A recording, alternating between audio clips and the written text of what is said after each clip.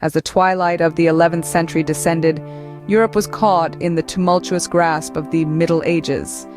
This era was a whirlpool of religious passion, political machinations, and unending conflict. Chivalry was more than a mere virtue. It was a lifestyle.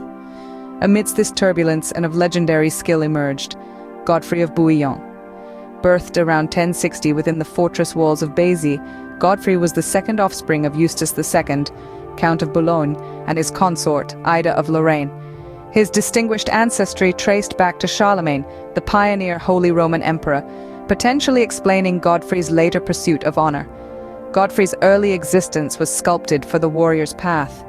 He was tutored in the art of battle, the tactics of warfare, and the code of chivalry. As a young adult, he fulfilled his duties to his older sibling, Eustace III, as a knight, understanding the complexities of leadership and ruling. Upon his uncle's demise, Godfrey inherited the Duchy of Lower Lorraine in the year of 1087. This event marked the genesis of his odyssey towards becoming a memorable figure in the annals of history. As the Duke, Godfrey commanded with a firm grip, demonstrating his aptitude as both a warrior and a ruler. However, the year 1095 was a momentous one, destined to forever etch Godfrey's name into the annals of history. It was in this year that Pope Urban II delivered his famous plea, a call to arms for a holy war to reclaim the Holy Land. This proclamation of fire within Godfrey. He made numerous sacrifices, selling or mortgaging much of his land, and rallying an army for what would later be recognized as the First Crusade. Godfrey's command during the Crusade radiated inspiration. He directed his forces with unwavering resolve and an astounding military mind, overcoming countless obstacles. His crowning glory emerged in July 1099, when he contributed significantly to the conquest of Jerusalem.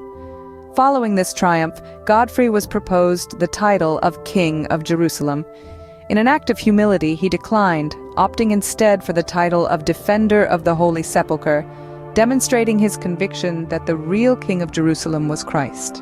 Godfrey presided over for a short span of a year before he departed from the world in 1100. Presently, let's reflect upon the heritage left by Godfrey of Bouillon. His existence, characterized by bravery, commitment, and modesty, has sparked innumerable stories and myths. Godfrey of Bouillon is often perceived as the quintessential Christian knight, encapsulating the attributes of chivalry and devotion. His legacy, however, has been marred by controversy due to the violent and bloody episodes of the Crusades.